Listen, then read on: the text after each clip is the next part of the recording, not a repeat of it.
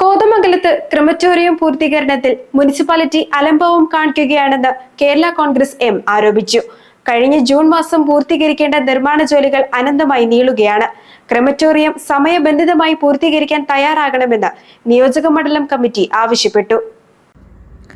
കോതമംഗലം മുനിസിപ്പാലിറ്റിയിലെ ക്രീമറ്റോറിയം പദ്ധതി മുൻ കൗൺസിലിന്റെ കാലത്ത് കൊണ്ടുവന്നതാണെന്ന കാരണത്താൽ ഇപ്പോഴത്തെ ഭരണസമിതി നിർമ്മാണ ജോലികൾ വൈകിപ്പിക്കുകയാണെന്നാണ് കേരള കോൺഗ്രസ് എമ്മിന്റെ ആരോപണം. കഴിഞ്ഞ ഭരണസമിതിയുടെ കാലാവധിക്ക് ശേഷം നിർമ്മാണ ജോലികളിൽ പുരോഗതിയില്ല. ജൂൺ മാസത്തിൽ പണികൾ തീരേണ്ടതായിരുന്നു.